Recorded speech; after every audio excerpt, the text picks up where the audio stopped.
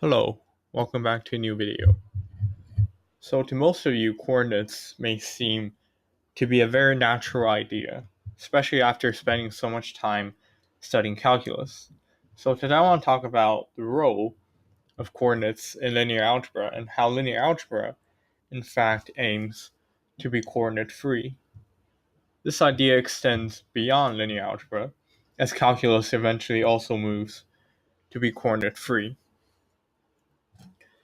So far, we have made extensive use of coordinates in our study of vector spaces. But now that you have been introduced to the notion of a basis, you should know how a basis gives rise to coordinates.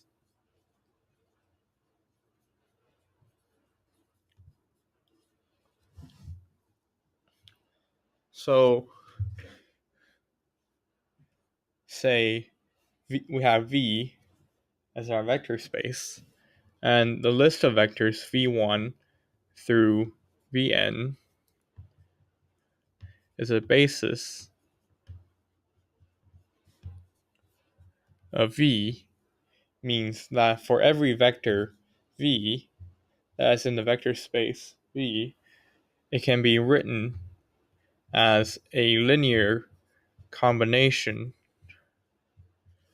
of the basis vectors.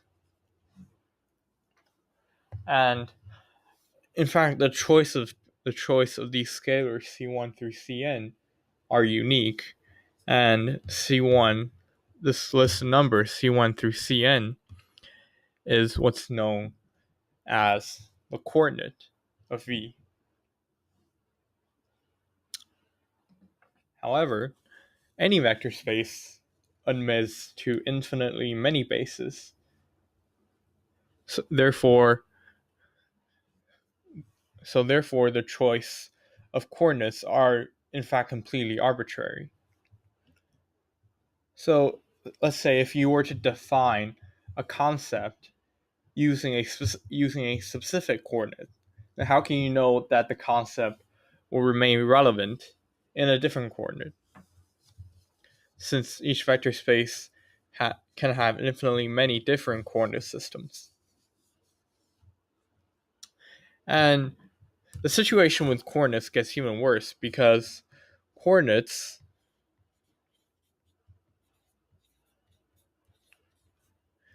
imply that the vector space V we have has a basis to begin with. And as you'll see in another video, finite dimensional versus infinite dimensional vector space, that not all vector spaces have a basis. And even when you can prove that a basis exists, it may not be explicitly constructible, meaning you probably can't write it down in a list kind of thing. So this means for those spaces, it's impossible to give them a coordinate to begin with. And so if you were to define concept in terms of coordinates, then that concept will be completely irrelevant in those spaces. So because of all this problem with coordinates, theorems in linear algebra are generally completely independent of coordinates, meaning that it doesn't matter what coordinates you use, what basis you choose, the theorem will always be true.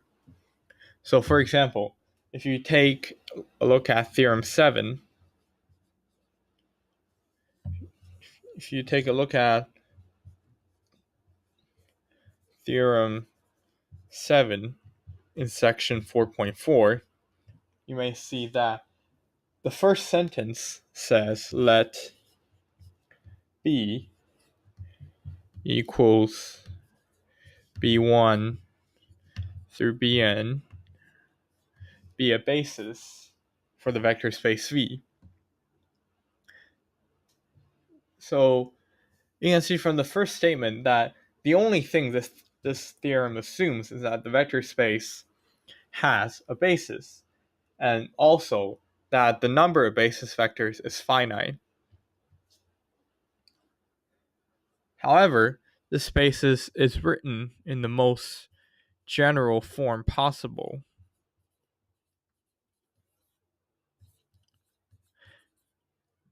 meaning the theorem does not make any assumptions about what the vector space V is or what the basis is, as long as the assumption that the number of basis vectors is finite is true. And indeed, this is how linear algebra should be studied. And because linear algebra is the study, so the fundamental object of study of linear algebra are vector spaces and linear transformations.